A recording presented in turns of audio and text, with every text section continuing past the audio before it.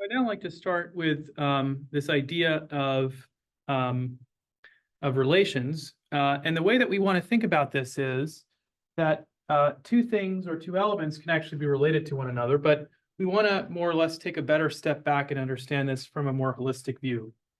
Now, that holistic view is that, you could have uh, what's called a Cartesian product, and in other words, you have a cross product. And the core idea is that this cross product is in essence going to give you a set of ordered pairs. And so we might see this in particular if we assume that, let's say A in our case is 1 and 2, and let's say B 2, 3, right? So the Cartesian product between both of these sets is in effect going to be a set of ordered pairs where we do something very similar to the way in which we FOIL. In other words, we say, okay, well, this is going to be one ordered pair. In other words, you're going to take 1 and 2, and that's going to be one ordered pair. And then you're going to take 1 and 2, and then 1 and 3, right? That too will be one ordered pair. And then 2 and 2, which will also be one ordered pair. And then 2 and 3, which will also be one ordered pair. So this is a set of ordered pairs, which is what you get which is in essence what you get when you do the Cartesian product. And the idea is that you can source a subset from this set of ordered pairs. In other words, you can say, okay, well, I'm going to create a set of ordered pairs from this ordered pair. I could say, let's say 1 and 2, and 2 and 2. So this is a subset of a set of ordered pairs that was derived from doing the cross product between two sets. So I had done the cross product before, and then I'd created a set of ordered pairs foiling in a manner that is analogous to, or creating the set of ordered pairs in a manner that is analogous to the way in which I do it with the cross product, or to the way in which I do it using FOIL. And then I extracted from that set of ordered pairs, I extracted ordered pairs. Now, oftentimes you'll see that this is a relational set. In other words, of all possible ordered pairs that you have, there are some pairs that relate to each other by a particular relation, and those pairs are contained within this set, which you're calling R. So 1 and 2 are related in some way, and 2 and 2 are related in some way. Well, the key to realize is that they are all related to each other in some way, but when you introduce a relation, you are actually saying that, like, let's say, I only want, let's say of this set of ordered pairs, I would want to only extract those ordered pairs that are related by the equal operator. In other words, only X and Y's, in other words, 1 and 3 or 2 and 2 or 2 and 3, I only want to choose those that are related by the equal operator. In other words, X and Y must be equal. 2 and 2 must be equal, right? And so the set of relation, the set of ordered pairs extracted will only contain 2 and 2, because the relation that I had dictated was in fact that they must be related together by the equal operator. And so there's only one set in which X and Y are related by the equal operator, and it is in fact 2 and 2, right? So you kind of get an idea here where I have a set. I have two sets. I take the cross product between them, I get a set of ordered pairs, and then from that I create a relational set, which is specifically those ordered pairs that relate to each other in a particular way.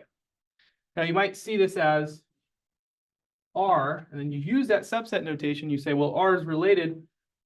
R is a subset. R is a subset of A cross B. That is in effect what we had said. We had taken A cross B, which gave us a set of ordered pairs, and then from that we had extracted some of the ordered pairs that were related in a particular way. That was in fact R as a subset of A cross B. Now you might see a binary subset. In other words, instead of doing A cross B, or instead of doing A cross B, you actually do A cross A. So you're doing a cross product with itself. This is also denoted as, if you say, this is also denoted as A squared if A were a particular set. Okay. Now, there are a few definitions that we want to acquaint ourselves with when it comes to this understanding this paradigm of relations. And those definitions are best understood as follows. And of course, I want to preface by saying that there's some notation that we can use here. So we can say, well, X relates to Y in this particular case. So we'll just put that capital R between X and Y to say that X relates to Y by this relation. Now, the first one is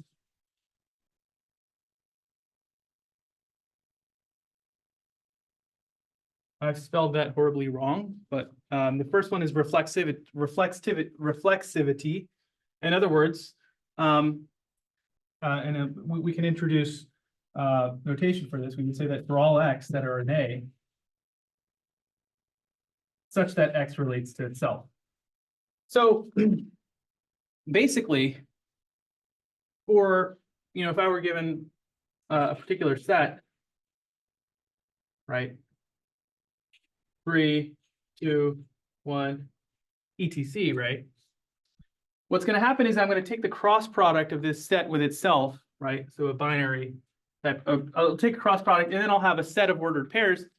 And then I'm going to form a relation where for all elements in A, X must relate to itself. In other words, my R relation, my set of ordered pairs, should look or should contain elements that relate to itself. In other words, 3, 3, 2, 2, 1, 1. So in that sense, what I'm saying is that your set of ordered pairs that you've extracted from a larger set of ordered pairs from doing the Cartesian product is said to be reflexive if you can go back to the original set and you can say, okay, well, let's look at 3. Does 3 appear in the relation set as 3, 3? Does 2 appear in the relation set as 2, 2? Does 1 appear in the relation set as 1, 1? What's interesting to note is that we could, of course, have 3, 4, or sorry, not 3, 4, but 3, 2, and other such elements.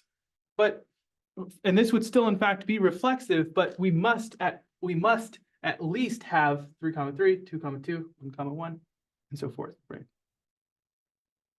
For this to hold, for it to be reflexive. So if I'm given a set and I'm given a relation for that set, I should be able to go back to the set itself and look at the individual components within the set, and then I should be able to say, hey, I'm looking at one element. Do you appear as yourself?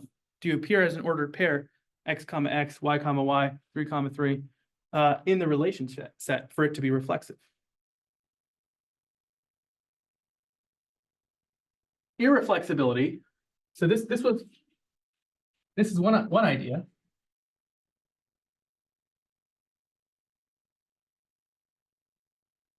Irreflexibility is quite simply that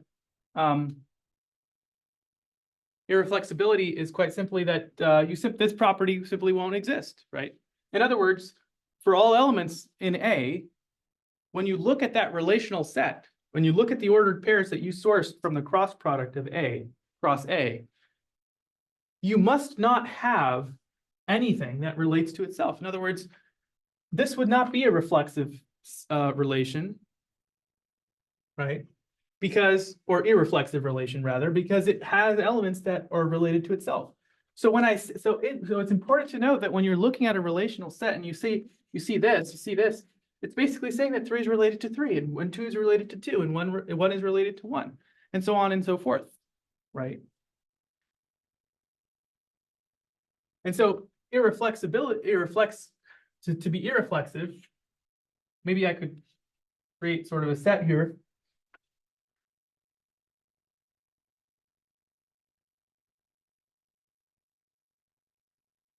You notice how in this particular set, nothing relates to itself? Or for all elements that are in A, nothing relates to itself, right? So 3 does not relate to itself, and 2 does not relate to itself, and 1 is not related to itself. How do I know that it doesn't relate to itself? Well, I don't see 3, 3, and I don't see 2, 2, and I don't see 1, 1. That's how I know that it doesn't relate to itself. And so that is, in fact, the key idea behind being irreflexive, which for all practical purposes is in fact the opposite of reflexivity. Now, there is this other idea. There's this other idea. This other idea is called symmetry, right? So you can actually have a symmetric relation, right? So if we assume yet again that our A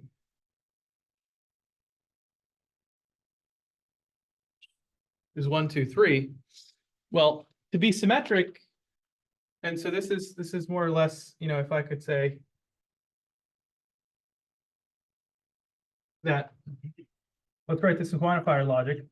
For all x, y, that is an element of A, right? This set A that I have here, it must be the case, or such that this must be true.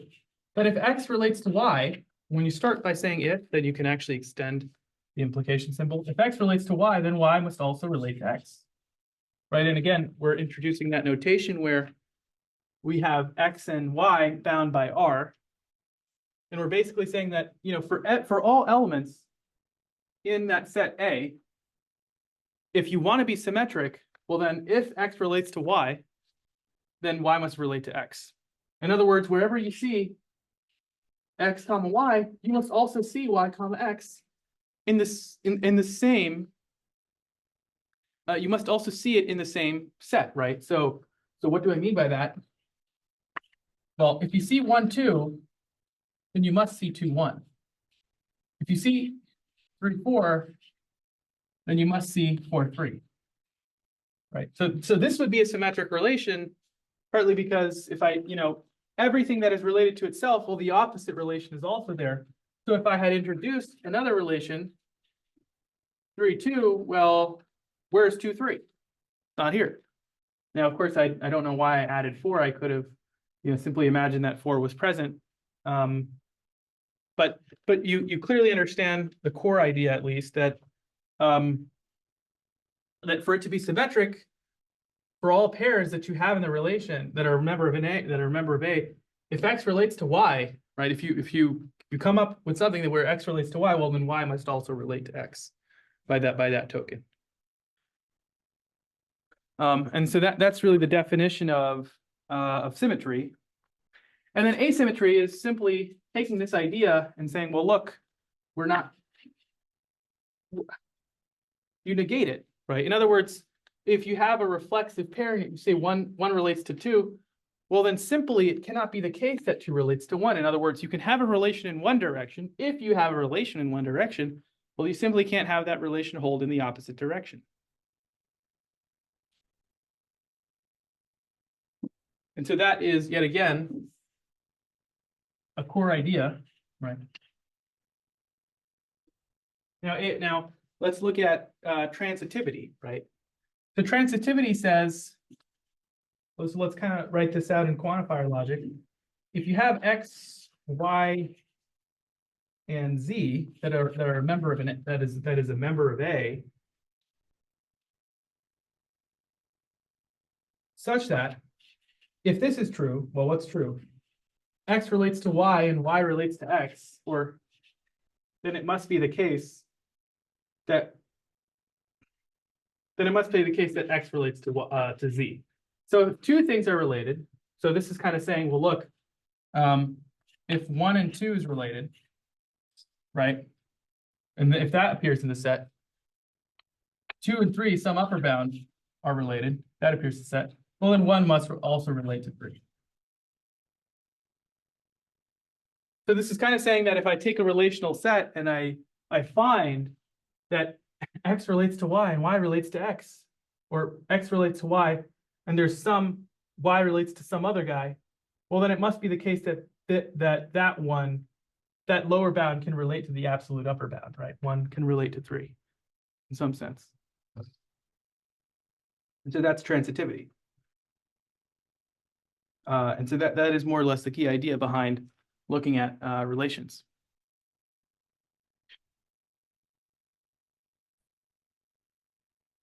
Taking a look at relations, and again, we're kind of speeding through quite a bit of topics here, but we want to look at counting now. Or in other words, in more complex circles, you might otherwise hear this as combinatorics. And the key idea behind combinatorics is that there can be a variety of different combinations or configurations for a certain event happening. And in the context of what's meaningful to us is we want to count how many such combinations occur. And so that's really where the relevance of counting comes in. Now, more generally,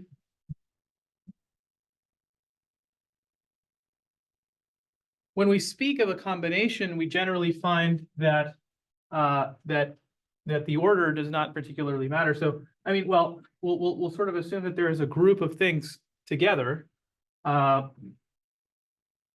there's a certain category of things, and when we extract from that group of things a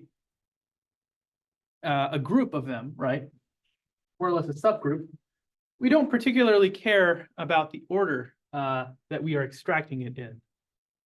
In other words, we don't necessarily care too much about in which order we are grouping them in the subgroup.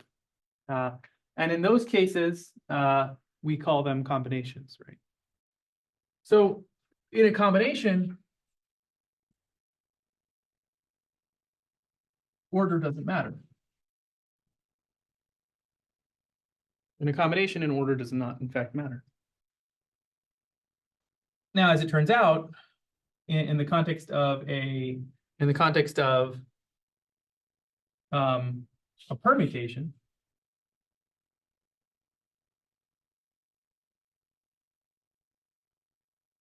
well, in the context of a permutation, order does matter, right? So you know, a permutation is more about the order in which something occurs. So we might have, you know, a string of particular things, and we're asking ourselves, well, in which order do these things occur in? And so, or in how many ways in which can we order something? And you can kind of see, at least intuitively, that because we're beginning to talk about the order of things, we are actually talking about a permutation. And so in permutations, the grouping of the order matters. And we might say, okay, well, how many such groupings are there in a particular, how many arrangements are there? And so that would be a permutation. You're permuting such arrangements and you're counting them. Whereas in the context of a combination, you are simply saying, well, how many combinations can I create?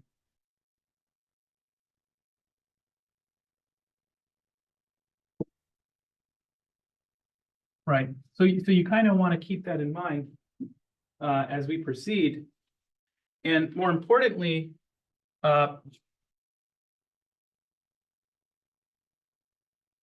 in the context of a permutation, what is more relevant to us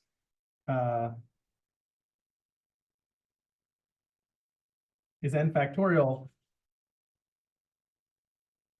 n minus k factorial. And we'll talk more closely about, well, what n is in this context and what k is in this context. And we might even say, okay, well, what's a combination, right?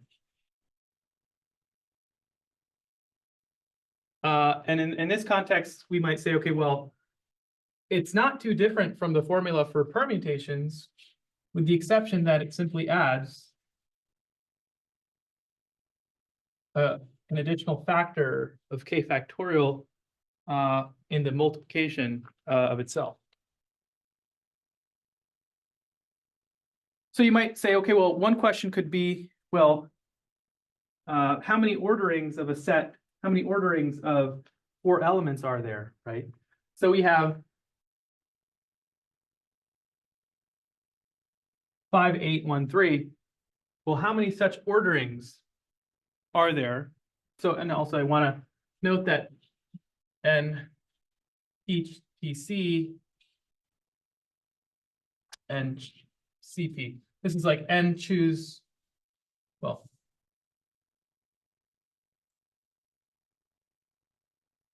for in the context of permutations, we might see n and k related in this way.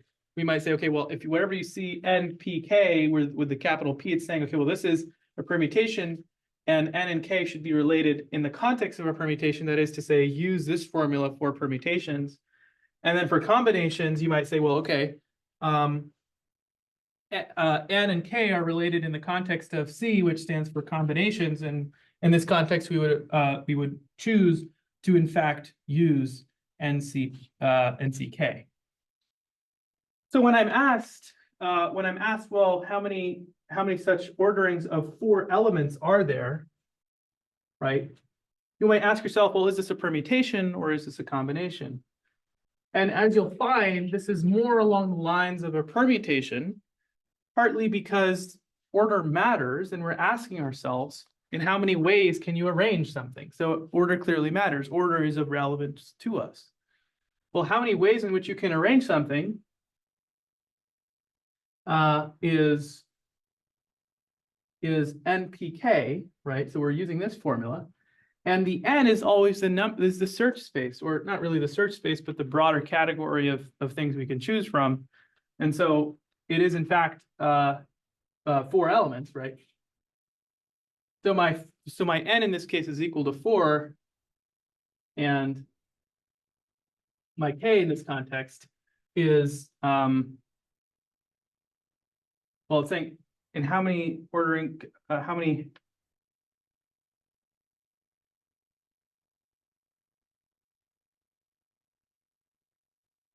is also 4, right? So in other words, of 4 things, right? Choose 4 ordering, of 4 things, you have 4 possibilities. So of 4, choose 4. So your 4 is n, and so your n is 4 and k is 4. And so we can actually plug this into this combination formula here. 4 factorial. Your n is 4 minus 4. And you'll see why this is slowly relevant. And so you actually get 0 factorial. So 4 factorial or 0 factorial. And then we know that 0 factorial is in fact 1. So we're actually left with 4 factorial. Now, the factorial of something is defined as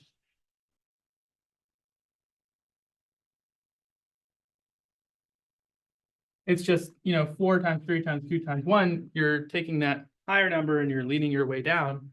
So if this was 5, it will just be 5 times 4 times 3 times 2 times 1. And that would more or less be the answer. But we didn't really need this idea of having to come our way back to permutations in order to understand how to solve this problem. In fact, we could say, well, there are 4 distinct things, right? And how many possible combinations can I arrange these things in? Well, that would in fact be 4 factorial. So like if you have n distinct things and you want to ask yourselves, in how many possible ways can I arrange those n distinct things? Well, that would in fact be n factorial. So if I had 4 books, each of those 4 books were different, and I wanted to say, well, how many ways in which can I arrange these books? It would in fact be 4. It would be the number of books. It would be the number of books themselves.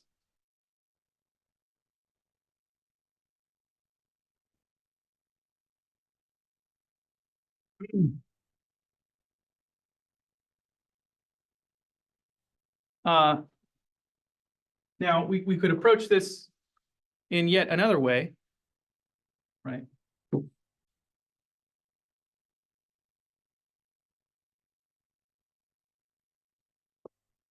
We could approach this in yet another way. We could say, well, look, there are 4 slots and 4 numbers to arrange, right? There are 0 through 9 numbers. In other words, there are 10 options. And so each slot will in effect have 10 options.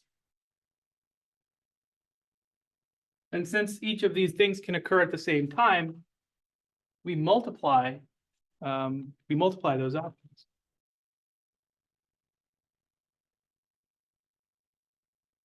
So, and actually there are 10 to the 4 possibilities of how many arrangements there could be for 4 distinct elements. But it's important to realize that we can tackle this from different angles. Now, we would not necessarily add these together. Adding is things that do not occur at the same time. Since these things can occur, in fact, at the same time, in other words, these arrangements where letters are grouped together simultaneously, well, then we would multiply them.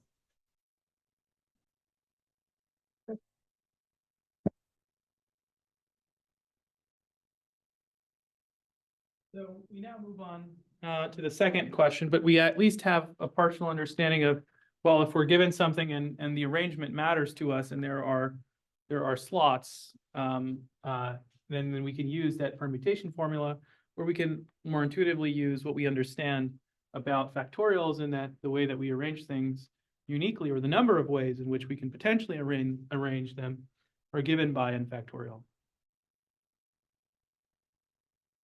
Now, the second question is, well, how many elements, how many 21 element subsets of a 31 element subset might there be, right? So how many 21 element subsets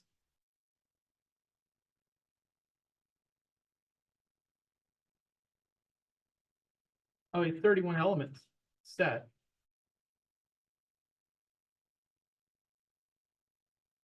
might there be? So that is what matters to us here. We have 31 elements, right? And then we're asked, well, of those 31 elements, how many 21 element subsets could we create? Now, in looking at what we know already between, well, is this a permutation? Is this a combination? Well, you have 31 things, and you're asked, well, how many groupings of those 31 things can I create? And more traditionally, you would expect, well, you would expect this to be a combination, right? Because you don't necessarily care about the order in which you source those things, right? So this is more or less a combination, and your n is total elements of things that are at your disposal, and the number of ways in which you choose to group them. Well, you have 21 things. So this is really n choose k, where 21 elements, 31 elements, 21 things.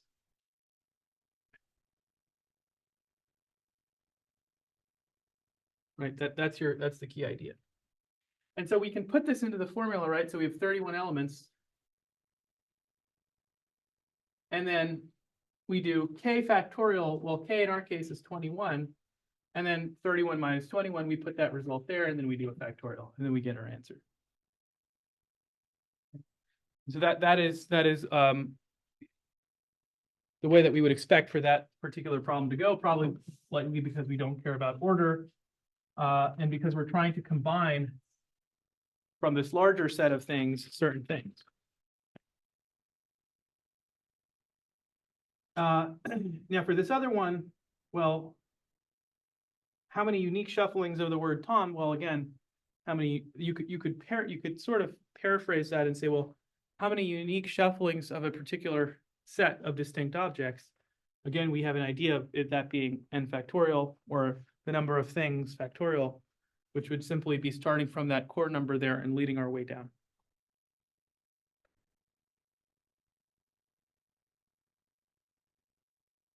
So as I had mentioned,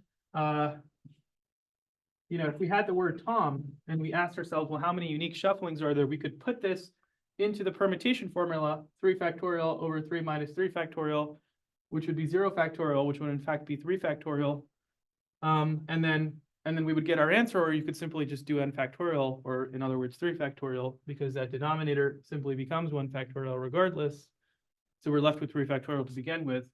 But the question is, well, what if we had this word tomb, right? Well, what do you do there? Well, these things are no longer distinct.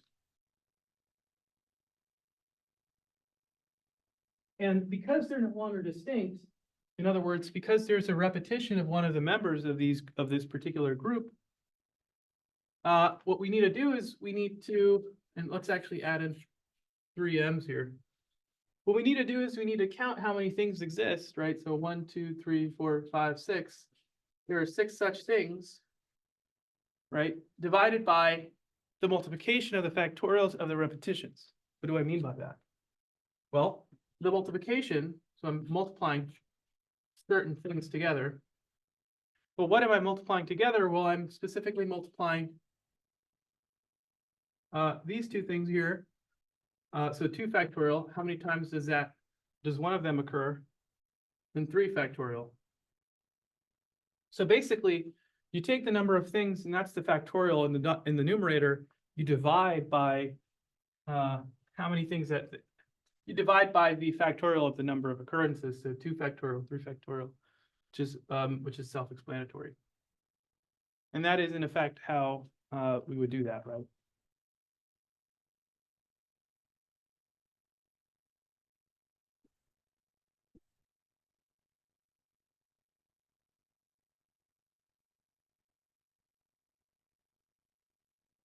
Now, another question might be, well, how many ways can you draw 4 cards from a deck of 52 cards, right? So you have 4 cards, you have a deck of 52. And since you actually draw them in a particular, well, if you don't care about the order, well, this is saying in how many ways can you draw it? So it does in fact care about the order. So you're really just doing a permutation, right? So your n would in fact be 52, and then 52 minus 4, and then factorial.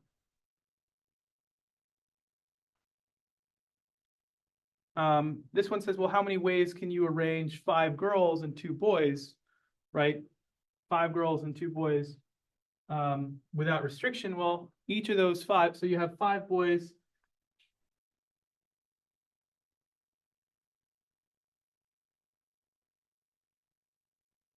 Five boys and 2 girls, and you're asked, well, how can you do this without restriction? Or in other words, in how many ways can you order them? Well, this is clearly a permutation, right? But your number of n things are 7 here, right? You're not asked, well, how many ways can you choose from this set of particular people? But you are in fact asked, how many ways can you arrange them? Well, each person in this particular scenario would be unique, right? You cannot have a duplicate person, and therefore this is in fact a set of unique objects. And so by that token, you can use 7 factorial, right? And how many ways can you group unique things? Well, that is in fact n factorial. And so in this case, we would apply the n factorial paradigm.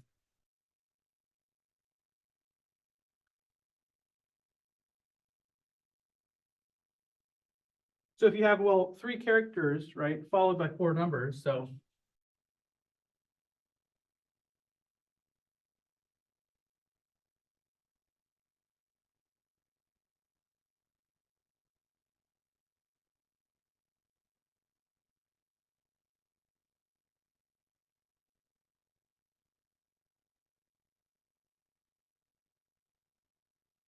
this is basically saying, well, you have 3 characters followed by 4 numbers. In other words, license plates generally have 3 characters followed by 4 numbers. And so how many possible license plates can you create? And so in that sense, you have 1, 2, 3, right? 3 characters followed by 4 numbers, 1, 2, 3, 4. How many possible things can you create? Well, you can sort of look at this on a slot basis, right? And you can ask yourself, well,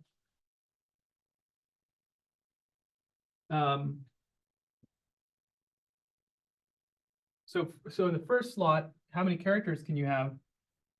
Well, you had 3 characters, and so there are 26 characters, right? So you can have 26 characters here, 26 characters here, and 26 characters here, and then followed by 4 numbers. Well, we know those numbers are either 0 through 9, and so that's 10 possible options. So you have 10 options here, 10 options here, 10 options here, and 10 options here.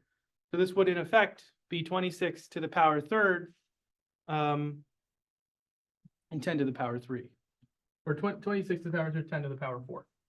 So that's how many possible plates you could have.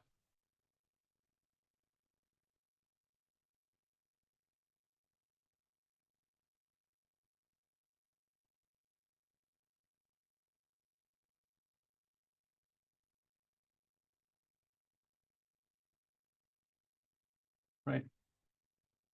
Now, to sort of revisit the idea of combinations, we might say, well, okay, you have a pool of 12 people or 12 engineers. How many groupings of 4 could you do? How many possible groupings of 4 could you do? Well, this is no different than saying, well, in a set of 12 people or in a set of 12 things, how many subsets of 4 can you create? That is no different. So you would simply come back to your idea of combinations, and you would then apply that paradigm here, right? So n factorial over k factorial n minus k factorial. That's essentially what you would do.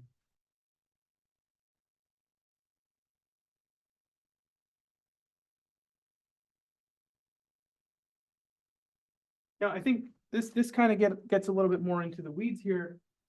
And this is a little bit much more descriptive on how we can use some of these formulas. Right. So the way that this works is simply that so if you have a school board, right? You have 8 women and 4 men. Saying 8 women and you have 4 men, and you're essentially asked, well, how many ways can a committee be formed with 3 members such that, so all 3 are men. So if all 3 are men, right? If all 3 are men, well, of 4 possible men, you only want groupings of 3. Right? So look at this as something of an isolated problem. Had I approached you and I said, well, there's 4 men, how many such groupings of 3 can I have from 4? You would only look at 2 things that are relevant. The first is relevant with 3 men, 4 men in total. Well, and I don't necessarily care about the order in which I combine those 4 men or 3 men. And so we're looking at a combination where n is equal to 4 and k factorial k would in fact be 3, right? So this is n choose 4.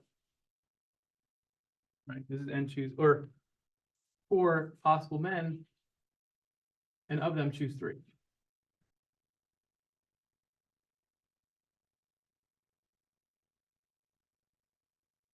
And then the other one was, well, all 3 are women, right? Well, of 8 possible women, simply choose 3 of them. Right.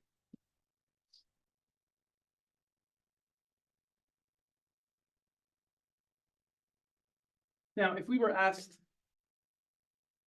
well,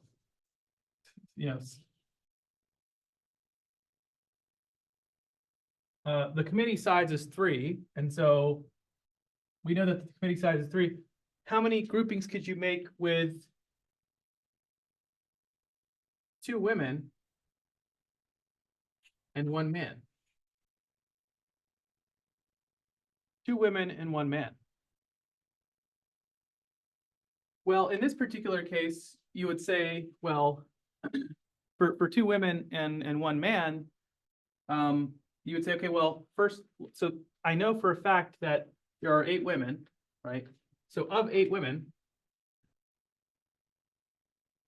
choose 2 of them, right? Of 8 women, choose 2, and then multiply that by your combination for men. So of 4 men, choose 1, right?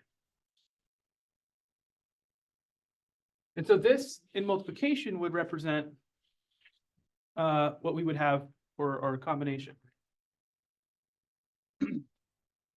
Now, if we said, well, at least 1 woman, right? How many combinations with at least 1 woman? Well, what we could do is we could find all possible combinations that don't have at least 1 woman and subtract that from the total number of combinations possible. So we have 8 women and 4 men, right? And so it's, in essence, that's 12 such people. And so all possible combinations of 3 groupings would simply be all possible people, and of them choose 3. So I would put my 12 as n and my 3 as k, and then I would have that as an answer, right? And I would simply subtract all possible combinations where all three are men. Well, I know that all three are men in this circumstance in A, right? Of all men, right? Choose three of them. And so that would in fact be the idea, right? 12 people choose three, 4 people choose three.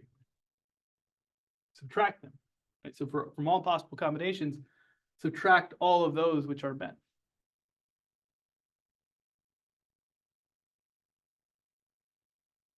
Right. Now, another question you might come across is, how many combinations of length 4 with no repeats? How many combinations of length 4 with no repeats?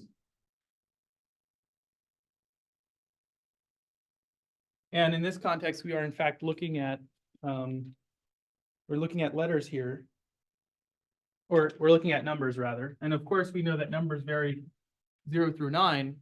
And so we could say, well, you can have 10 possibilities here. And of course, you can have 10 possibilities here and 10 possibilities here and 10 possibilities here. And that would in fact be how many possible combinations or permutations could you have?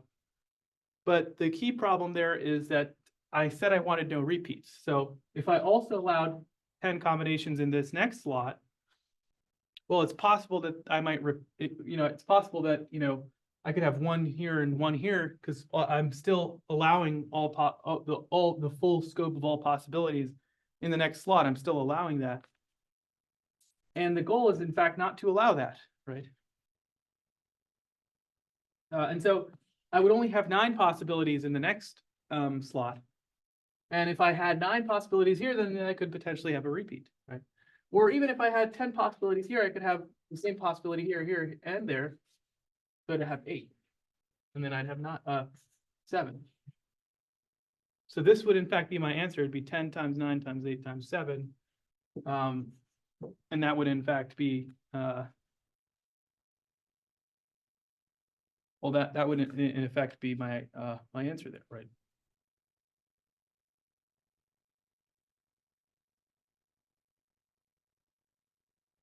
Now, a question might be, well, how do you represent 10 times 9 times 8 times 7 as factorials, right? Well, you kind of notice that if I had kept going, I want to represent this 10 times 9 times 8 times 7 as a factorial. How do I do that? Well, you'll notice that that if I had kept going and if I had said, well, 7 times 6 times 5 times 4 times 3 times 1, that would actually be a factorial. And so in order to not have that be the case, I could say, okay, well, 10 factorial, right? Divide by something so that factors cancel, right? So I could divide this upper whole thing by 6 factorial.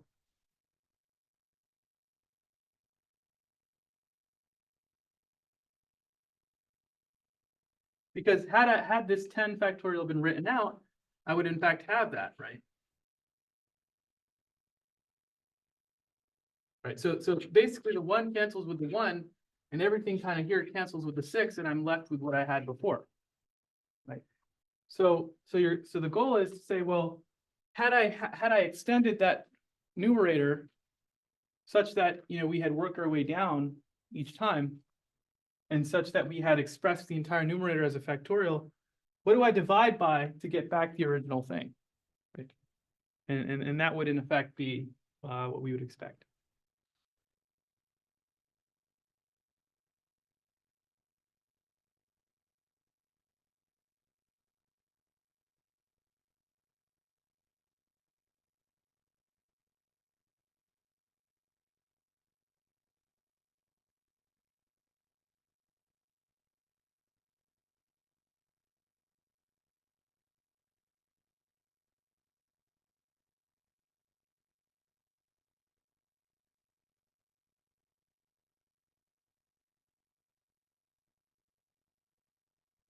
Now, this next question might be a bit complicated.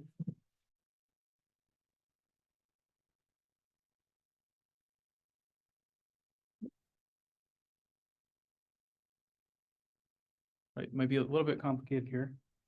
But it says, well, how many combinations of length 4 strings at most one vowel? Most one vowel.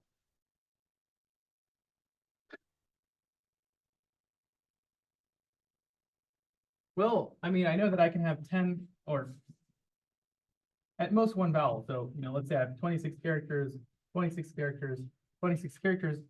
At most one slot should have one vowel, or at most one vowel should be present. So one slot should at least have one vowel, right? And so I know that there are 5 possible vowels. And so, I would simply have 5 vowels there.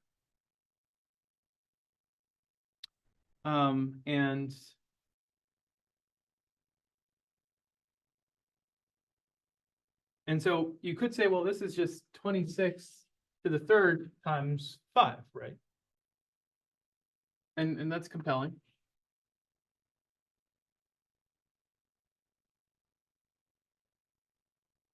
So you could say that that's 26 to the third, because so I would simply have 21 because one slot would be for 5 vowels. So 21 non-vowel characters, 21 non-vowel characters, 21 non-vowel characters, and then eventually you'd have 5 possible vowels. And so, of course, you can't have a vowel here, so I've reduced the possibility set by 5, and so on and so forth for each of those 3 options. And in the last case, we had simply 5 vowels. But the problem is that so it's really 21 to the third times 5. But what you'll notice is that that vowel could actually occur in any of the particular spots, right? So the vowel could actually occur in any of the particular spots. So you'd have 21 to the third times 5. But then, of course, you'd have to multiply that by 4. Apply this the whole thing by 4. Because you could have that 5 occur in any one of the spots, and of course, we would multiply that by 4 to express those individual possibilities. Now, of course, the problem is that it says at least you could have, you must have at least one vowel, or it says at most one vowel rather. So you could in fact actually not have any vowels at all, in which case you would simply have 21 times 21 times 21 times 21, and that would in fact be one more 21 out there. So 21 to the 4th times 5 times 4, which is exactly what we'd expect. 21 to the third times 5 times 4. But when you don't have any vowels at all, you have 21 times 21 times 21 times 21, so that's 21 to the 4th. So 21 to the 4th times 21 to the 3rd times 5 times 4.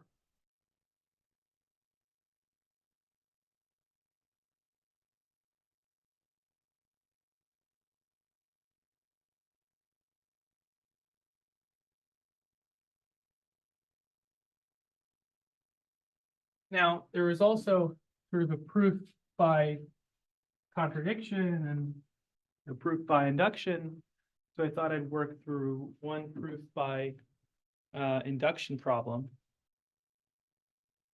So this one says, well, so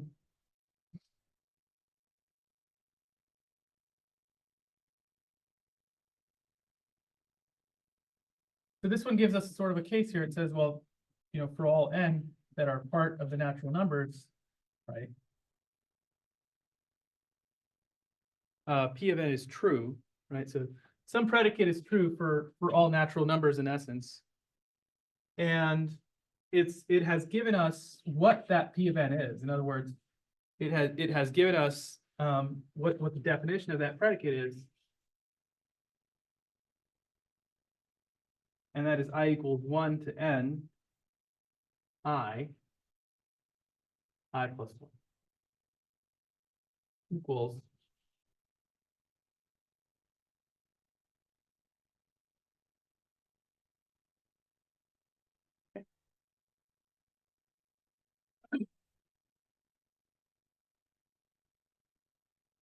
Now, usually we want to start by looking at what the base case is Now, the base case generally expresses, well, can we try this for, can we try this for one particular, the smallest possible value in the set? This is in some sense to take into account all edge cases. And so we try this for n equals to 0, let's say. And so you actually have to look at the set that you're given. So we're saying the natural numbers, we know that the natural numbers contain 0, 1, 2, and 3, right, and so forth onwards. And so 0 is a valid base case to test this out on. And so in testing that out, how do you test that out? Well, you say, well, okay, we'll go from I equals 1 to 0. Now that's not even possible. So I know that this left-hand side is all going to be 0. And then when you put in n equals to 0, that's essentially what we're doing here is we're putting the value of 0 into both sides, and we're seeing if both sides are in fact equal. And if they're equal, then that would in essence be saying that the base case is true. And so we would say, okay, well, 0 here over 3. So both sides are 0. In other words, the base case holds, right? The base case holds. And so that's certainly good.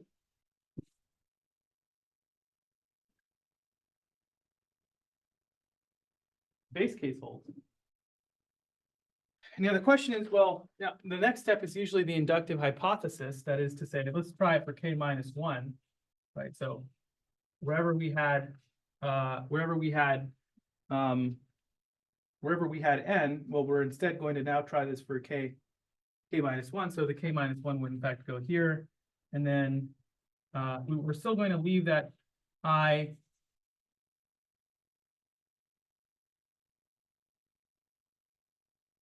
plus 1 equals, and then because we have n as the first term, it would in fact be k minus 1, k minus 1 plus 1, which is just k, right? And then it would be k minus 1 plus 2, which is simply k minus 1 plus 2, k plus 1, k minus 1 plus k plus 1, divided by that number that we had before, which is 3, right? And so this is the inductive hypothesis. We don't necessarily do anything in particular with the inductive step here.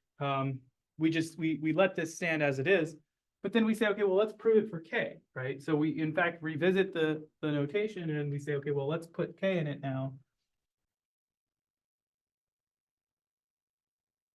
So we're putting k there, right? And we're saying, okay, well, I plus 1 equals, and we're putting k wherever there was n, and so this for us is k plus 1, k plus 2, all divided by 3. Now the key thing to realize here is that let's look at these first few terms, right? So this is I plus, so what would the first few terms be? Well, it'd be 1 plus 1. And then eventually we keep doing this, and we would simply get k. We would keep doing this, and we would come across k minus 1, and then we would do k minus 1 plus 1, which is simply k. And then eventually we would need to we would do this for k itself. So we would simply do k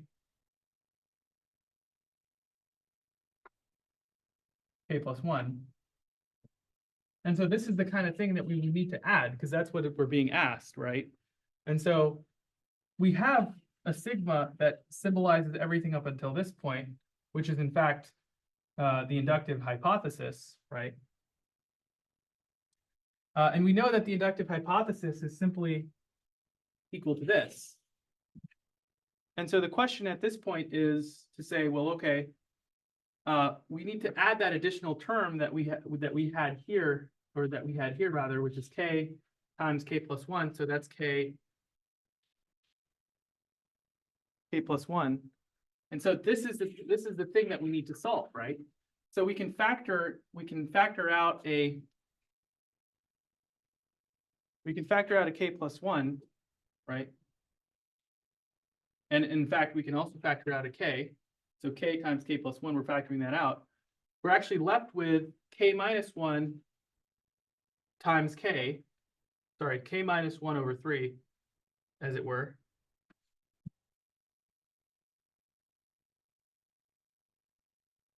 And you'll actually see that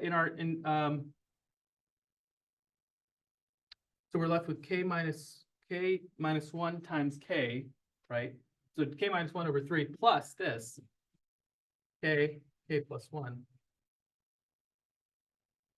And then, of course, when you do the math here, you'll find that this inner is 3, k minus 1 plus k plus 1, which is in fact equal to what we had in our inductive hypothesis.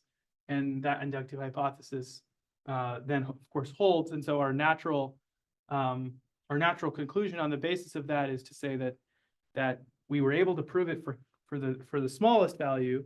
We were also able to prove it for some arbitrary value k minus 1, and then we found that by implication it holds for k.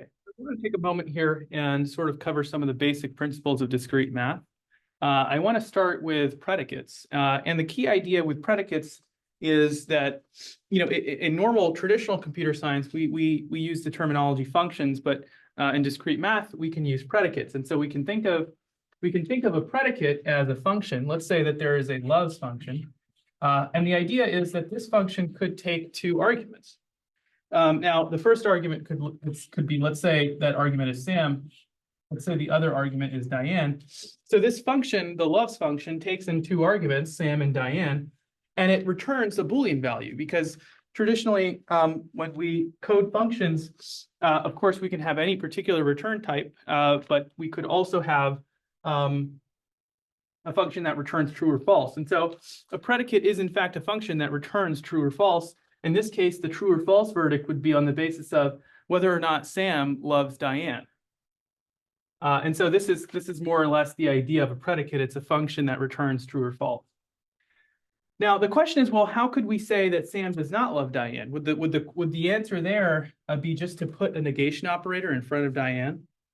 Well, not necessarily, because we want to remember that the arguments here are in fact people, right? Sam is a person and Diane is a person. And so when we put a negation operator, which, to remind you, is essentially an operator that if you have a particular true or false value, then putting the negation operator on that true or false value will in fact reverse the outcome of that value. So if you apply the negation operator on true, you would in fact receive a false verdict, right? And if you apply the negation operator on false, well, then in fact, you'd receive a true verdict. So you might say, well, okay, let me apply this negation operator on Diane, and that would in effect say that Sam does not love Diane. But that's not necessarily the case, because Diane is a person and Sam is a person. And so you're applying a negation operator, which is traditionally applied to Boolean types, on type person. And so that doesn't necessarily, they can't necessarily coexist. And so you really want to ask yourself, well, if the negation operator can only be applied to people, well, then I should really put this negation operator out front, right? Because we know that this part here will result in either true or false, because it's a predicate. And I said before that a predicate is in fact a function that returns true or false. So then when we apply this negation operator on that predicate, that makes more sense, right? Because this whole thing is going to result to true or false. And then applying this negation on this will revert that value. And so that would in fact be the equivalent of saying Sam does not love Diane, right? Now let's sort of take this one step further and maybe even introduce the concept of set notation, or not set notation, but really sets. So let's say we had a set Z of 3 letters. And for the purpose of this, we'll assume that each of these 3 letters are in fact people. So A is a person, B is a person, and C is a person. Well, suppose we wanted to say, well, everyone in this set loves Ram. Well, what we would do is we could basically say, okay, well, let's take that first guy and say, okay, well, he or she loves Ram. And then we would use the and notation. So this is the and notation, and this is the or notation, of course, excluding those bottom lines here. This is and this is or. And so we would actually add an and here. We would say, okay, well, A loves Ram. And then in addition to that, B loves Ram. And then in addition to that, C loves Ram. And that's essentially how we would form, that's the equivalent of saying that everybody loves Ram. Because we're applying that predicate that we learned earlier, that loves predicate, and saying, well, A loves Ram and B loves Ram and C loves Ram. And if any one of these are true, so for this whole thing to be true, in other words, for that whole statement to be true, that everyone loves Ram, each one of these individual components should be true. A must love Ram, B must love Ram, and C must love Ram. Because if any one of these are false, well, the whole thing will be false. Now, of course, if we changed this to ors, well, this could be true, and then the whole thing would be true. And that traditionally makes sense, right? Because we think, okay, well, either you love Ram or you love Ram or you love Ram. Well, if any one of them loves Ram, then the statement that somebody loves Ram is true.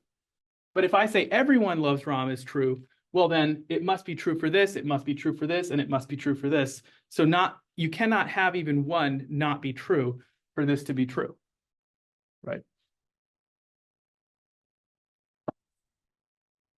Now, I want to introduce what we often call quantifiers. And so the idea there is that, we kind of have this statement that says, for all, and this is trying to say, well, for all things. And what we usually say in that case is, this is the notation. It's sort of an or symbol, but you kind of have a line going across it. And that's basically saying for all. Now, what might that look like? Well, and then of course, I also want to mention that there's also this dot here, and that dot means such that. So you could in fact combine these. You could say, well, for all x, such that something is true. So you could say, okay, well, let's just take this example, for instance. When you're saying for all x, you're kind of saying, well, for all values or for all elements contained within a particular set. So you could actually be a little bit more descriptive here. You could say, well, for all x that is contained within a particular set z, that backwards e notation is in fact what they call member of.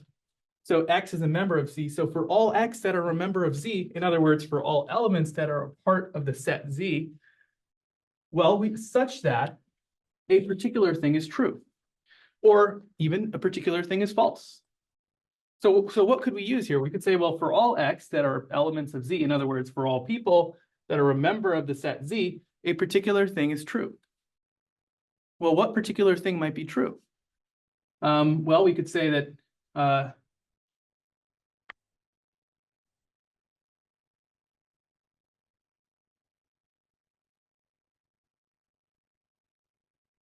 for all x that are a member of z, we could introduce another predicate here that takes in one argument, d of x. We could say that's a doctor, whether or not you're a doctor. So this is saying that everyone in the set z is a doctor. Because as it turns out, for all x that are an element of z, this predicate d of x is true. So the predicate itself could be true or false, right? You could either be a doctor or you could either not be a doctor. But in this case, we're saying that, well, for all x, it is true that you are a doctor. Now the question is, well, how could I say, well, you're not a doctor, right? How could I say for all x, you're not a doctor? Well, should I say this? Or alternatively,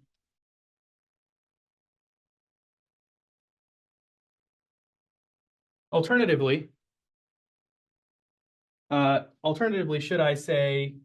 I say this, right?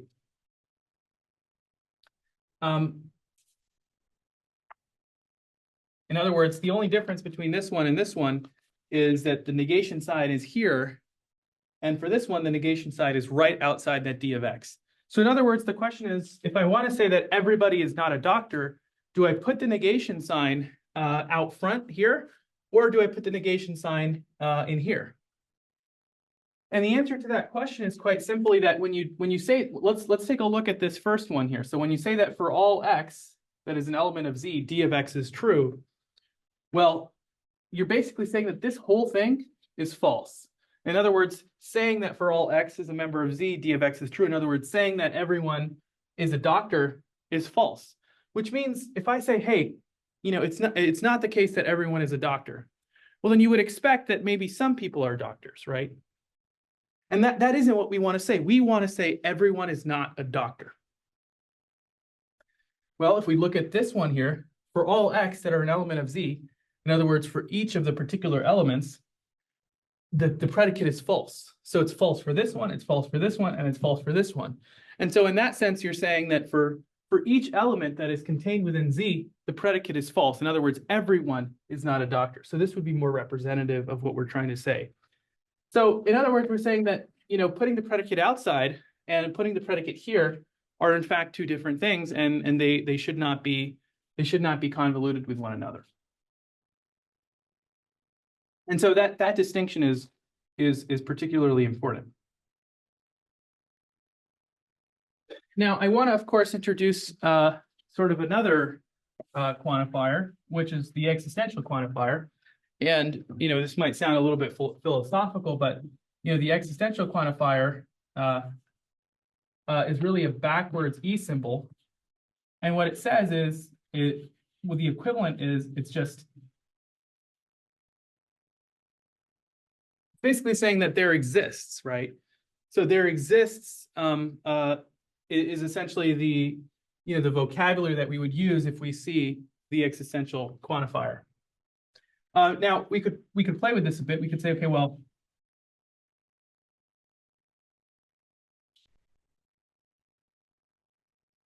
we would essentially be saying that there exists some x such that d of x is true. There exists some x such that d of x is true. And so we're not saying that, oh, it's certainly the case that, d of x, which could be that you're a doctor, is true for each one of them, but it could certainly be the case that there exists at least one element in here. And of course, we can add that membership notation. There exists some x within z such that d of x is true. And so that's kind of the usage of the there exists operator. And then, of course, the negation operators would work much in the same way, in that if we apply it here, then it's basically saying that this whole thing is not true, right? So me saying that there exists some x where d of x is a doctor, that would not necessarily be the case. So that there could be someone who is not a doctor. And so we want to sort of take that idea of negating things and then applying them here.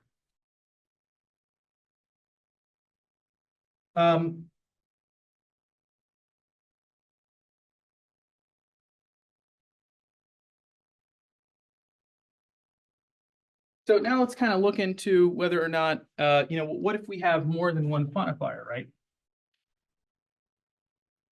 In other words, can we combine these quantifiers together? And so how would that look like, right? So we could say, well,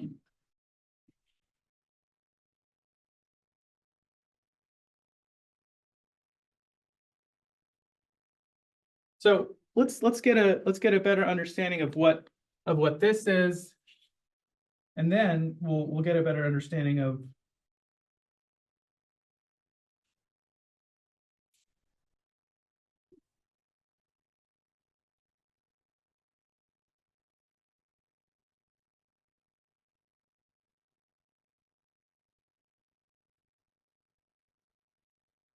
So let's kind of get a better understanding of what this means.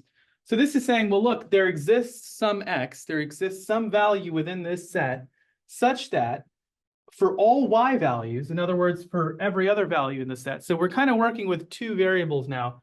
We're saying that there exists someone for all y, for all other people, for all people, where x loves y, where this relationship holds true. So there exists some x, there exists someone for everyone, such that this predicate is true. In other words, x loves y. So there exists one singular person for everyone where that person loves everyone. In other words, we can think of this as a single person who loves the whole classroom. In other words, there exists some x for all y such that that person loves everyone. There's at least one person that loves everyone. That person might be this person, right? But now let's take a look at the opposite, right? So let's switch around the quantifiers. Well, that would say, well, for all x, in other words, for everyone, there exists someone where everyone loves that person, right? So for all x, there exists someone. So everyone loves someone, essentially. So instead of this one-to-many relationship, this is kind of, everyone loves someone. This is kind of how you would say that. For all x, there exists at least someone where, x loves that person, right? So, and so this is in that sense different, right? Now, I also want to introduce swappages, right? So there are some key swaps that could take place here. The first is, well, if you see this notation, this is actually equivalent to saying there does not exist, but it's the negation applied to the existential quantifier. And so whenever you see this, you can convert it to this, and naturally, whenever you see this, you can convert it to that. And then whenever you see this, you can convert it for all, right? Because when you're saying that there does not exist at least one, right? Because you're applying that negative quantifier or the negation operator to that existential quantifier, in actuality, you actually mean all. And naturally, if you see this, right, you can actually do this, right? So for all A, or for all of something, if that is false, then that means that for all idea was not true. In other words, something exists, right? And so let's try to use those swappages on here. So if I had a negation here on that statement,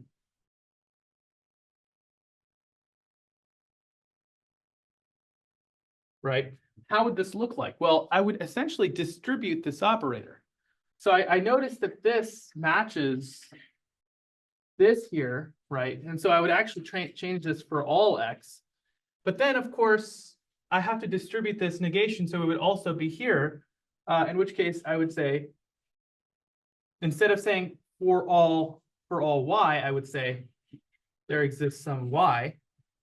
And then, of course, I distribute this.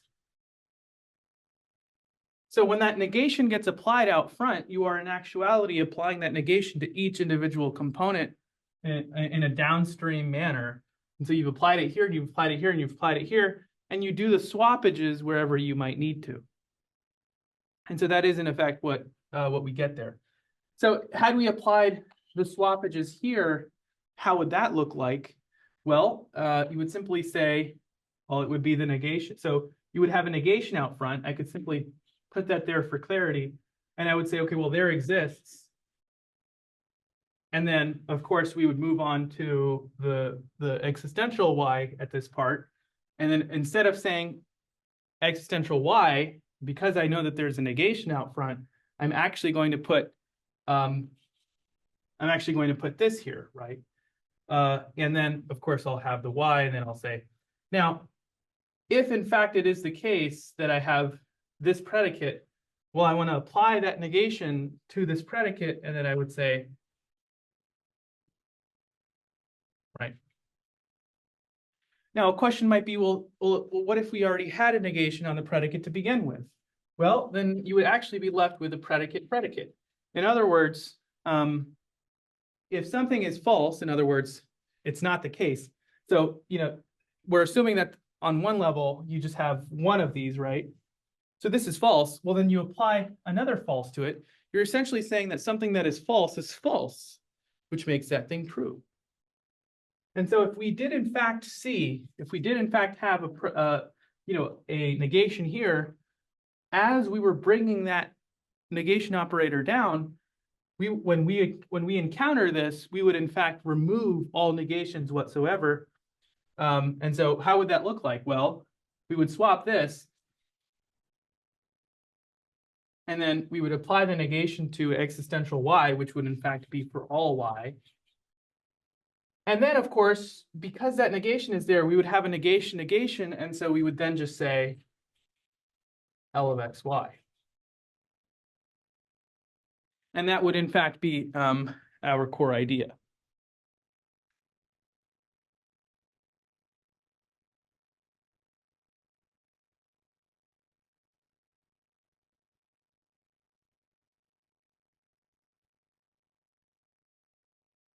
And so there are a few useful problems to essentially look at to sort of better understand, well, how can we translate English into quantifier logic?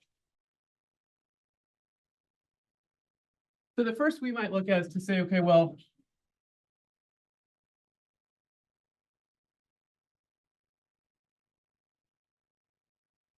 so we might say, okay, well, no one is a doctor, right? No one is a doctor. And so let's try to borrow from what we know about negations and what we know about existential logic and for all logic to sort of say no one is a doctor, and we'll assume that the predicate is d of x. In other words, if you put an x into the function, some person into the function, it will return true or false. And that returning true or false will mean that you are either a doctor or you are either not a doctor. So when I say that no one is a doctor, well, I could say, well, there does not exist, right? There does not exist even one person who is a doctor. So there does not exist any x. And let's suppose this set is, this set is called A, or actually the set of people, right? So there does not exist an x in P, in the set of all people, such that this predicate is true.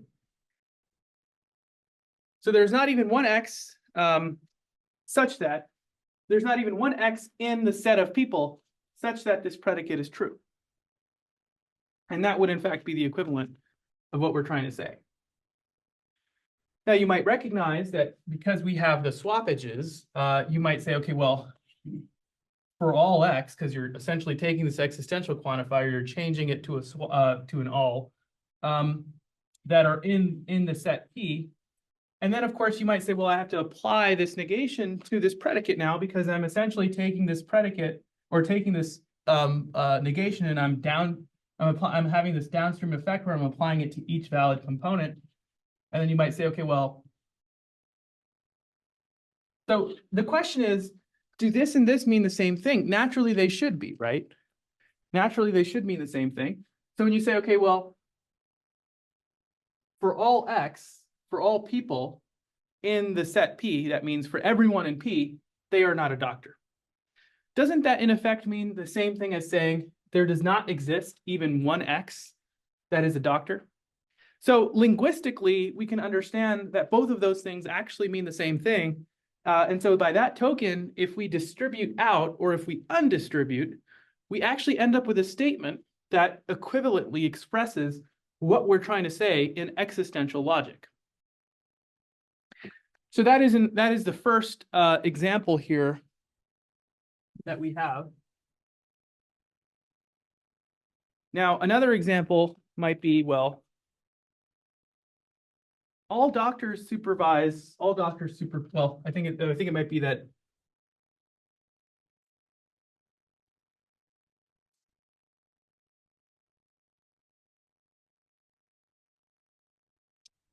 all doctors supervise someone. So let's take a look at this, right?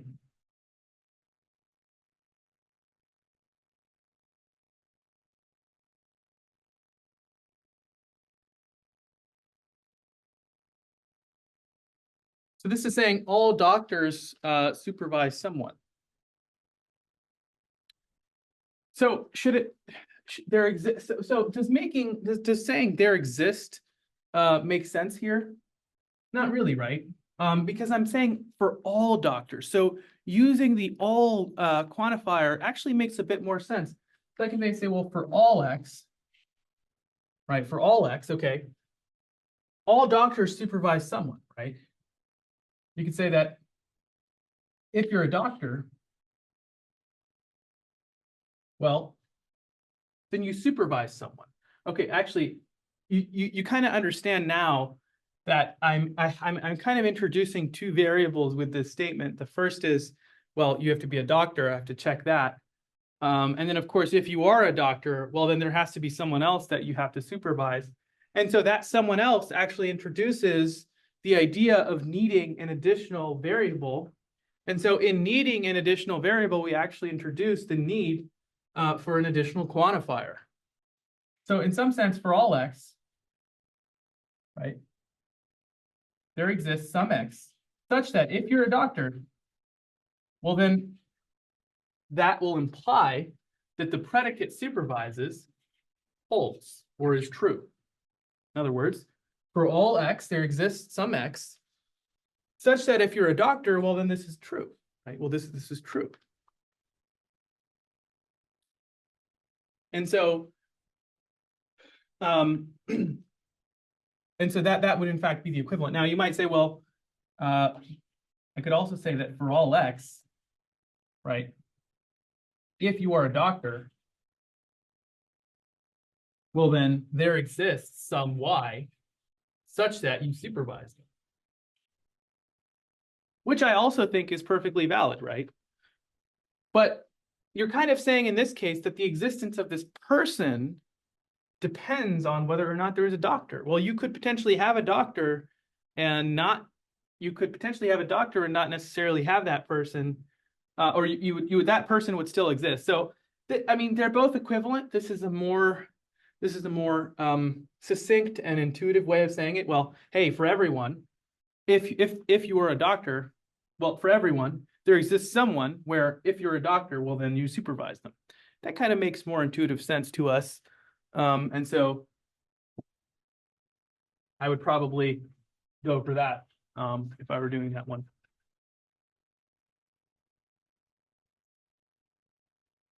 Let me pull up another example here for the sake of practice.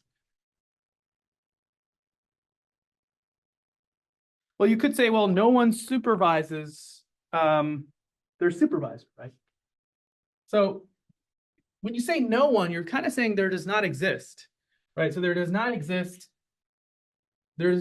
some x such that there does not exist some y such that this predicate is true where x supervises y, and this predicate is true, y supervises x. So that's more or less what we're saying here. We're saying, okay, well, there does not exist some x such that there does not exist some y where x supervises y and y supervises x. Now you could actually house these under the blanket of one quantifier.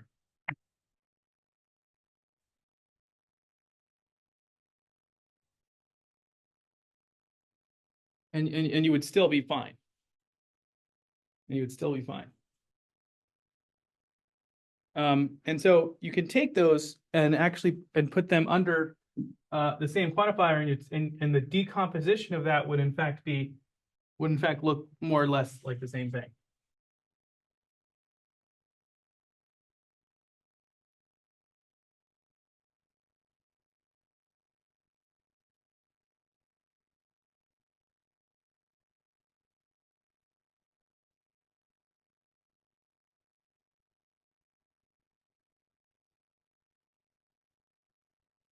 It might now be an ample time to look at functions. So in the case of regular functions, you know, they take in inputs and they give outputs. That's more or less what we recognize. In the case of discrete math, as it were, we actually assume the function paradigm to be where we have a particular set of inputs, and that maps to a set of outputs, right? So you might have elements here, and so the core idea here is, well, okay, you have a set of inputs. Now, this could in fact be a set itself, right? X, Y, Z. And then there will be some function in between where it will map to another set.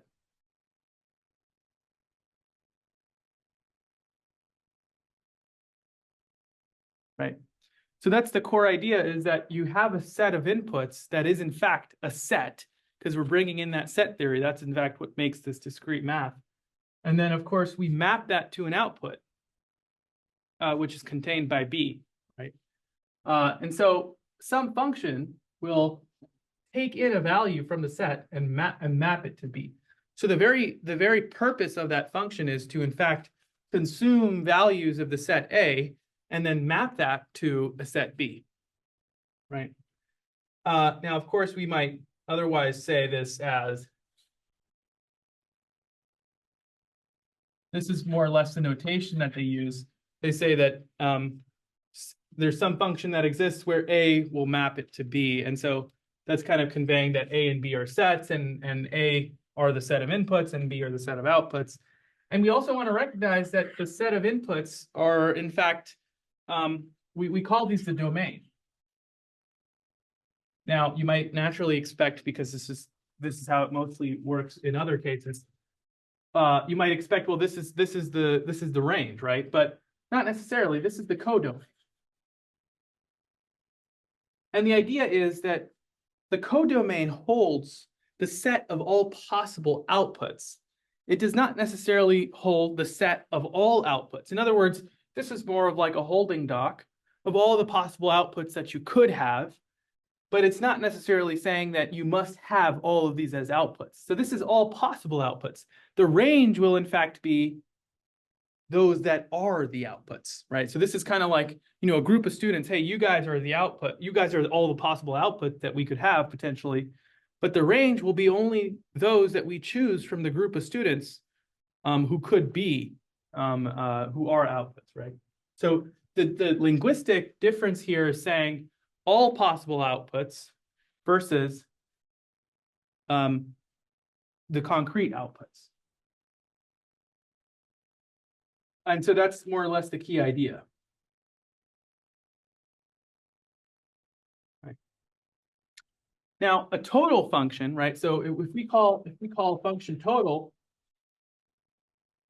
well, that in particular means that everything within the domain maps to something in the codomain. So if I were to say this, if I were to say this, if I were to say this, and if I were to say this, this function is total because all its inputs map to a particular output. That is what makes it total. The totality of all inputs are mapped to a particular output. And a function that has that characteristic is in fact called total. And then of course we introduce, and so we could say, okay, well, let's take a look at the graph f of x equals, x squared. And you might say, okay, well, that looks like that. Is that particular function total? And the answer to that question would be no, right? Because there are, well, yeah, in this case, it would be total, because we could go across this entire line, right? All these possible inputs. And because this goes out in both directions infinitely, we would expect that all inputs have a valid output. And so f of x equals x squared would in fact be total. But suppose we were to consider f of x equals 1 over x squared, right? Would that in fact be total?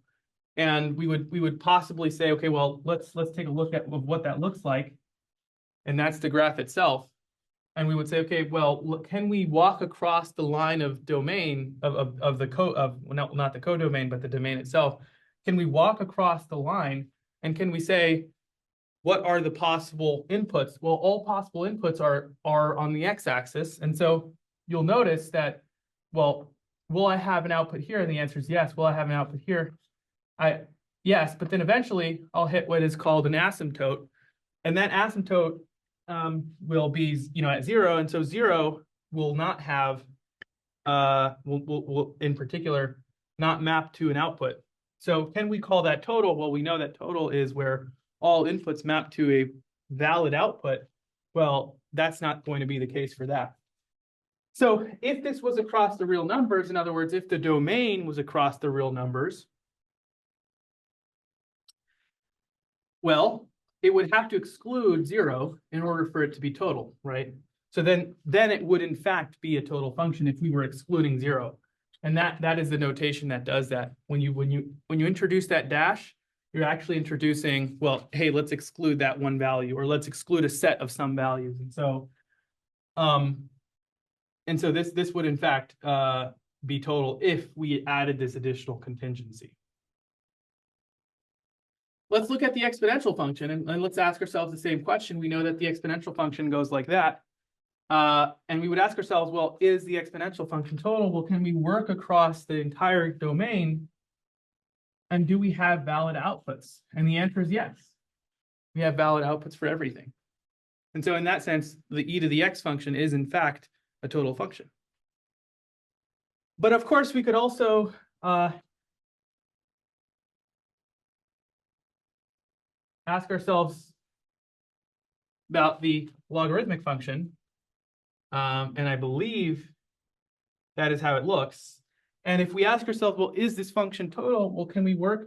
Surely, you know, you can sort of identify, well, there's an asymptote, first of all. So, you know, there's going to be some value that's not going to ever reach a particular output. And so in that case, it would not be total. And so that's one crucial definition, right?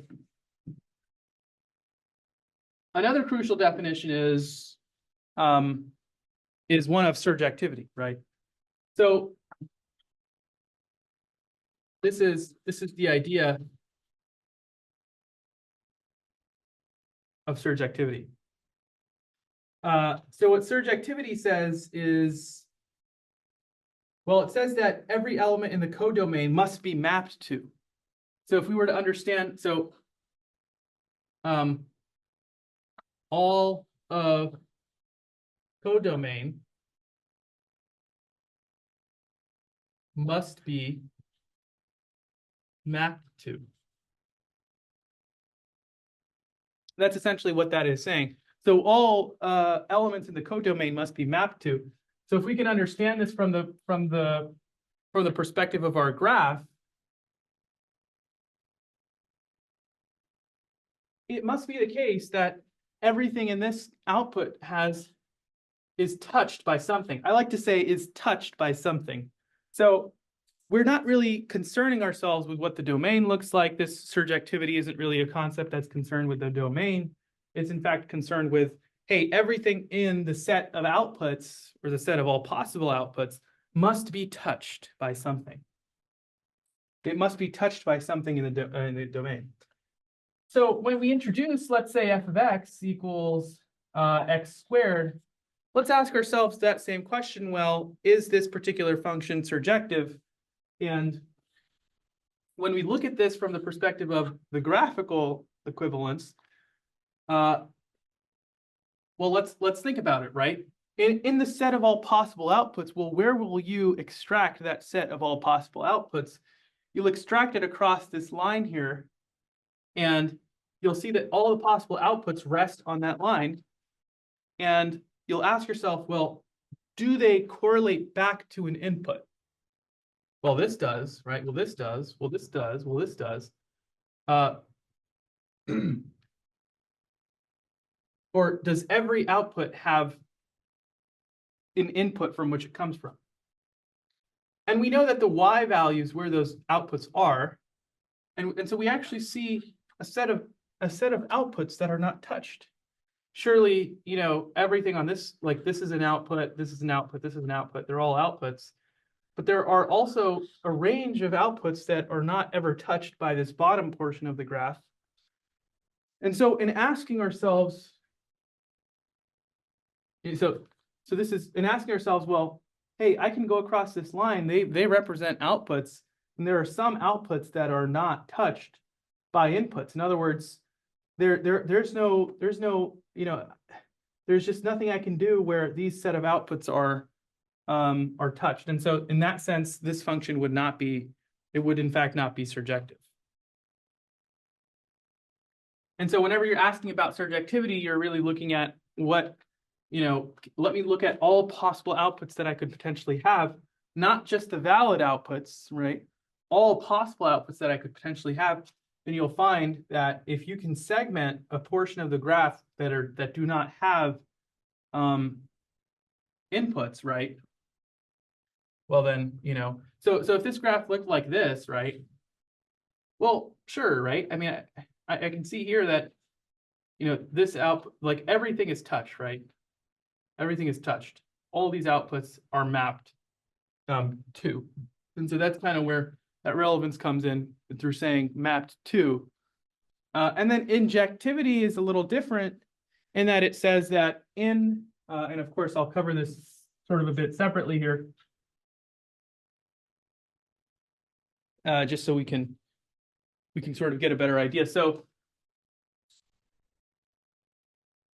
my apologies.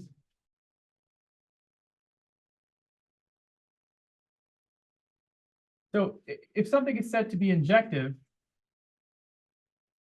well, it's just basically saying that all inputs or everything in your code in your domain, in other words, your set of inputs, should map to something different, right? So if we were to look at this from the perspective of, we have elements here,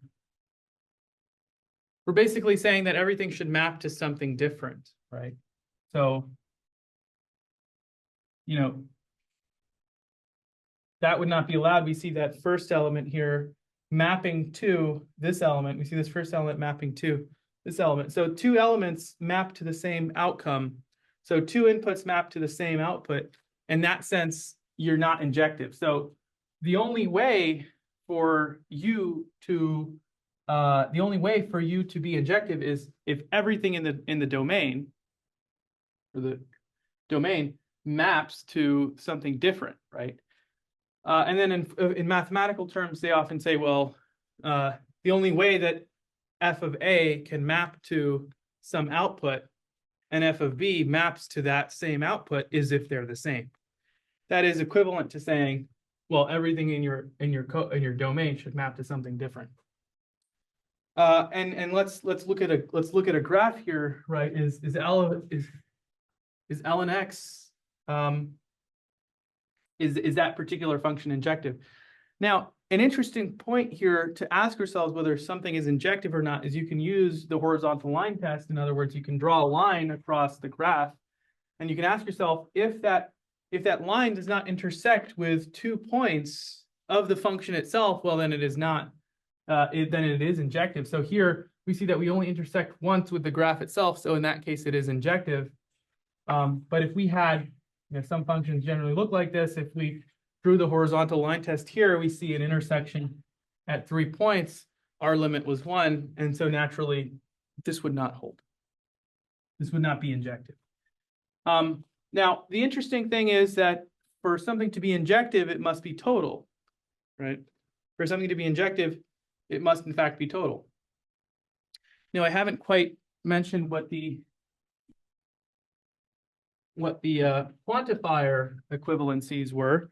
And so for surjectivity, we had said, okay, well, for all A or for all B that are part of the set B, for all B that are part of the set B, there exists an A that is part of the set A,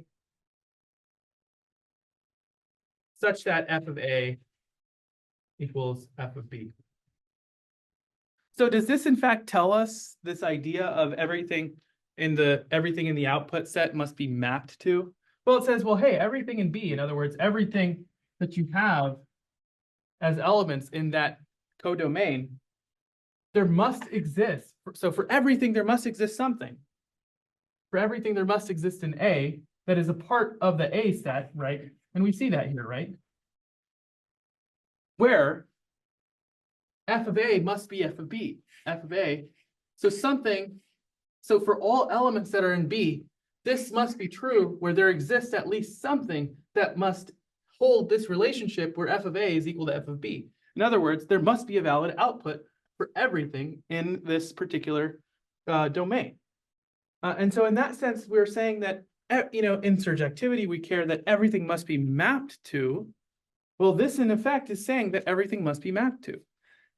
And if we look at injectivity, more or less the quantifier equivalent of injectivity. So I actually haven't noted that here. But we can think of this as saying, I'll sort of put that on the board later, but what they do is they kind of say, okay, well, the only way they can have the same output is if they're the same. Basically, that in effect is analogous to saying that everything must be, like the only other cause is that everything in your input must map to a different output. And that the only way that they can map to the same thing is if they're the same, right? So that's injectivity and surjectivity. And that is more or less the core idea. Now, I wanted to also, so before we wrap up on functions, I wanted to sort of go over,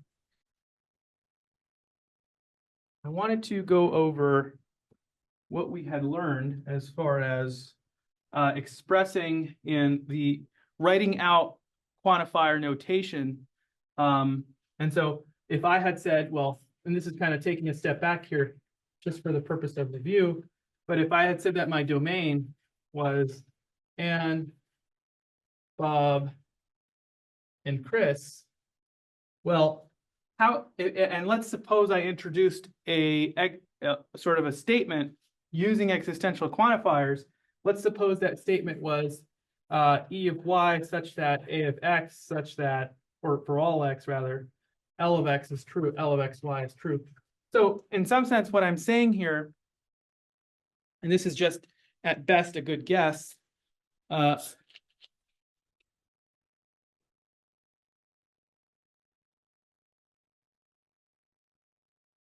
I'm saying here is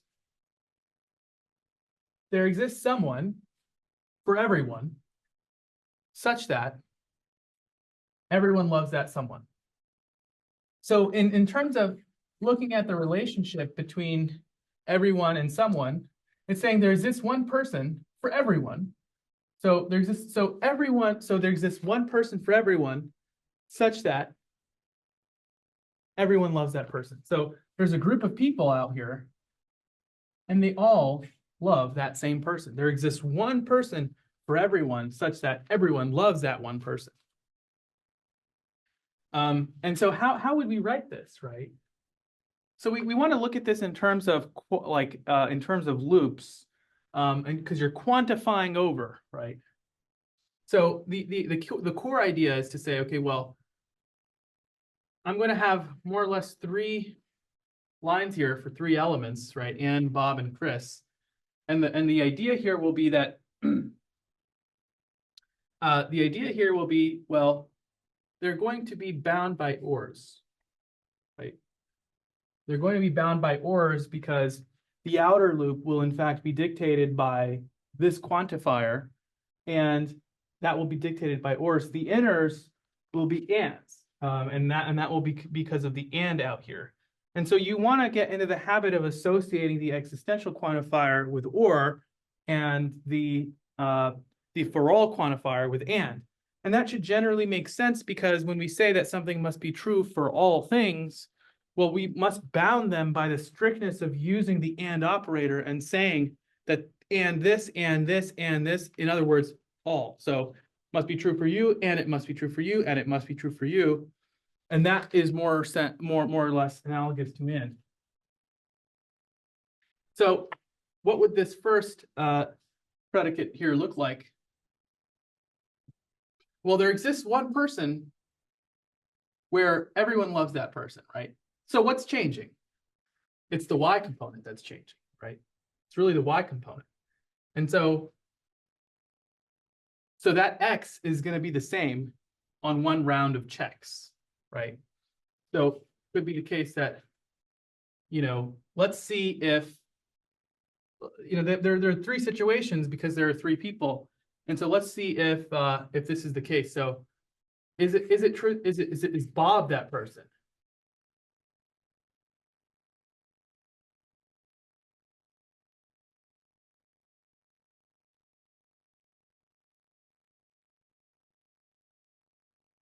Right? Or, well,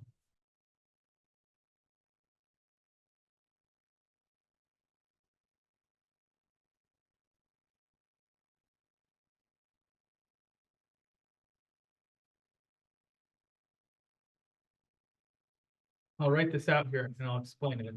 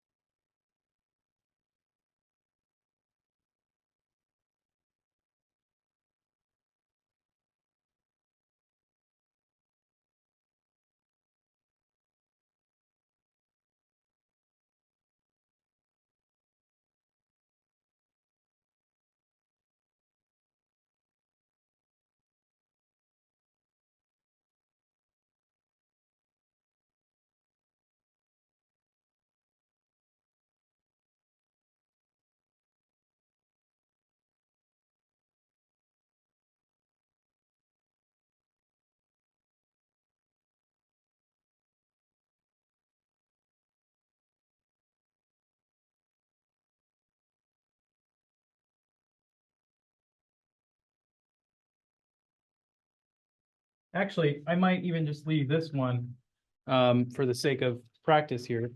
But let's sort of get a better understanding of what's going on, right? So we introduce our domain and we say, okay, well, our domain is going to consist of Anne, Bob, and Chris.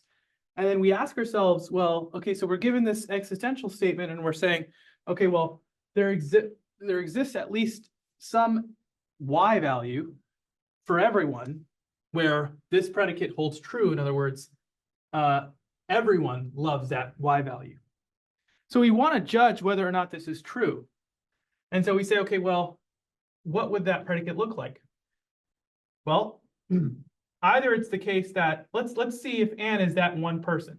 In other words, Anne is the entity that does not change. So that Y value stays fixed.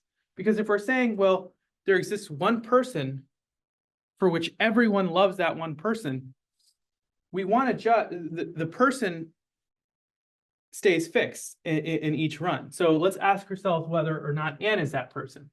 So Anne stays fixed, you'll notice, right? Anne is fixed.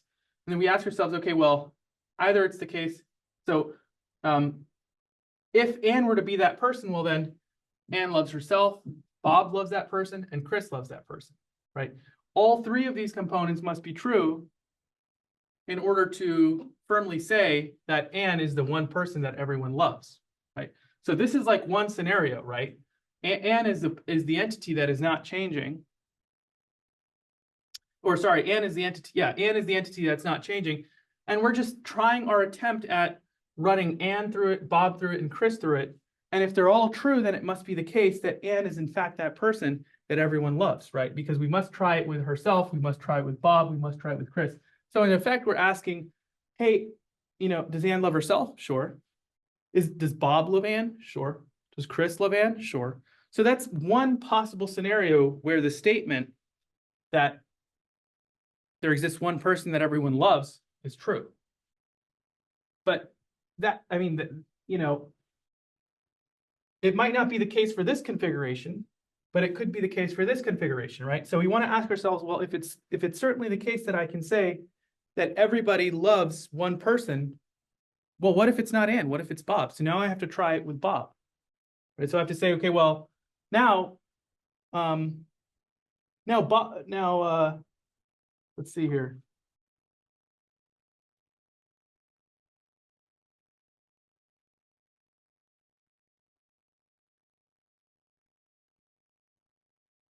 So in actuality, I don't think that, yeah, so in actuality, you can see I kind of made a mistake here where we need to ask ourselves, well, is Bob that person, right? So we can say, okay, well, only the y part is what's changing, right? Or the y part is what's stagnant. So we need to say, okay, well, Bob, right, in the second round, it's really only going to be Bob.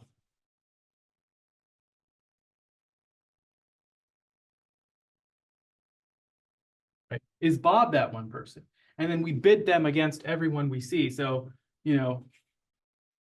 does Anne love Bob, and does Bob love himself, and does Chris love Bob? And that would in effect tell us whether or not, so that's either just that's one more additional configuration. So this was one configuration, well, asking ourselves, is Anne that person? This is another configuration asking ourselves, well, is Bob that one person, right? So there exists one person for which everyone loves that person. Well, is Anne that person? Well, we'd have to bid them against everyone.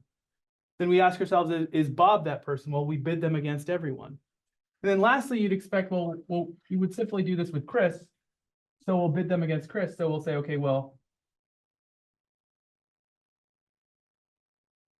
so this would continue to follow, except Chris would be in this position, right? And so on and so forth. And so we're basically saying that if there exists one person that everyone loves, there are only three people. Well, either Anne's going to be that person, right, that everyone loves, or Bob will be the person that everyone loves, right? Or Chris will be the person that everyone loves. And so we need to track each scenario, right? Whether or not we would need to track how each scenario looks. And either scenario one is true for the whole statement to be true, that everyone loves someone in particular, or there is someone that everyone loves. And then we ask ourselves, okay, or that second configuration is true, or that third configuration is true. And that would in effect, be equivalent to that statement, right? Now we could try something a bit different here. Okay. Let me kind of just move it up here. So we could try something slightly different. In other words, we could try another problem here where, of course, we keep our domain to be A, B, and D, or C rather. And what we're asking ourselves this time is, for all x, there exists some y such that, right? Well, what would we do here, right? Well, what's changing, right? Well, first of all, we're going to have three scenarios because there are three people, right? Three scenarios for three people. And I now recognize that you're not able to see those three scenarios. And well, we tell ourselves that the x is stagnant, right? Well, first of all, they're going to be bound by ands, because that's the one on the outside. Inside, they will be ors. So we'll have, one component, another component, so or this, and then these will be three predicates, right? And what we'll say here is, well, right, this is the loves predicate.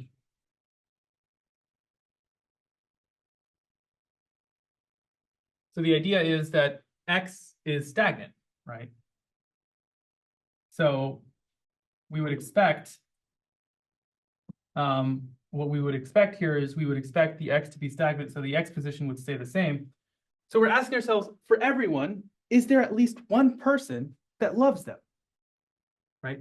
Well, then in order for that to be the case, well, then we would need to scrutinize each individual person to a circumstance, which is to say, does there exist at least someone who loves you? Suppose we were talking about, and again, I don't want to go with A, B, C. I, in fact, want to go with what we had before, which was Anne, Bob, and Chris. And so I want to say, well, Anne, Bob, and Chris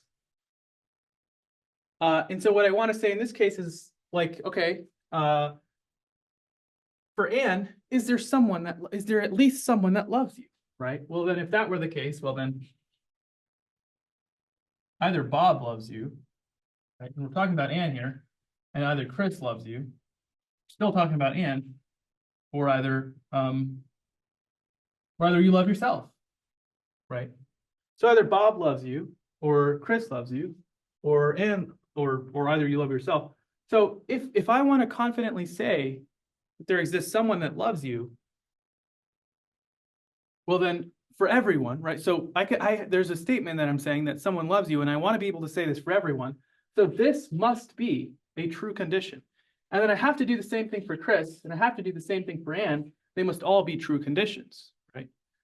In other words, I must be able to say, okay, well, look, I said it for Anne, right? Either it's true that Bob is that person for her, or either it's true that Chris is that person for her, or either it's true that Anne is that person for her. Regardless of that, one of them must be true, right? In other words, this whole thing must resolve true to true. And then, of course, I should be able to try the same thing for Chris, and that must resolve to true. And I should be able to try the same thing for Bob, and that must also be true. So if I were to do this for Chris, I would say, okay, well, look, Chris, I'm going to stagnate you here. I'm going to go around town asking if Anne is that person and if Bob is that person, or if you're that person for yourself. And so this must resolve to true. This must resolve to true. This must resolve to true. And then when that whole thing is true, then we'll know that I can safely say that for all people, for all X, there exists someone that loves you. That is in actuality how I would say that. And so that's the core idea there. So we're more or less done here with predicates. So I'll pause the stream, and then we'll move on to the next one in line.